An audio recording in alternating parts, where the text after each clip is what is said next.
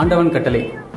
எல்லாருக்குமே வந்து இந்த படத்துக்கான டைட்டில் ஏன் இப்படி வச்சாங்கன்றதான் முதல் கேள்வியை வந்து படம் பார்த்துட்டு வந்தவங்களுக்கான ஒரு கேள்வி. ஸோ நீங்கள் சொல்லுங்கள். என்ன நான் டைட்டில் கேட்கும்போது எனக்கு என்ன தோணுச்சுன்னா, சொன்னால் நம்ம லைஃப்பில் ஒரு 15-16 வயசு நம்ம லைஃப்பில் வரப்போ பொண்ணு யாருன்னு ஒரு தேடல் இருக்கும். விடிய அலைஞ்சு ஒரு 50-60 பேரை பார்த்துருப்போம். யாராவது ஒருத்தர் லைஃப்பில் இருப்பாங்க. சீன் சைட் அடிச்சிடலாம்.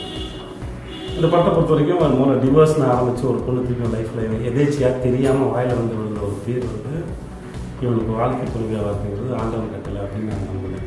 ஓகே, இது என்னோட பர்செப்ஷன் இருக்குது. ஓகே, அது ஒரு காரணம் கூட. டைரக்டரை பொறுத்த என்ன சொல்கிறாருன்னா, வேறு வேறு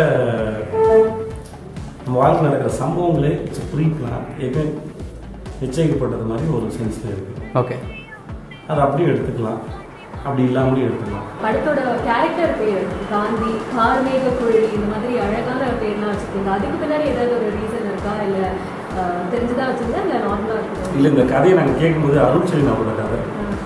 அவர் முக்கியமாக என்ன காரணம் கேட்டால், இந்த கதையில் ஒரு தேடல் இருக்குல்ல, கார்மேக குழின்ற பேரில் அப்படி யாருக்கு பேர் வைக்கிறதில்ல.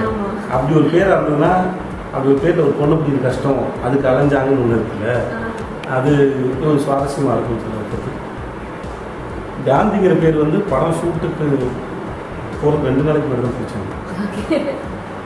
டைரக்டர் கேட்டேன், சொன்னார் எல்லாம் ஓகே, கம்ப்ளீட்டாக இருந்தது. பட் ஏதோ ஒரு பாயிண்ட் வந்து கதை கம்ப்ளீட் ஆகாத மாதிரியே ஒன்று இருந்தது. கடைசியாக பிடிச்சது தான் முன்னாடி பேர் வந்து கதிர்னு வச்சுருக்கேன். கம்ப்ளீட் ஆகலை. அவங்க காந்தின்னு வச்சோடனே அது மொத்தமாக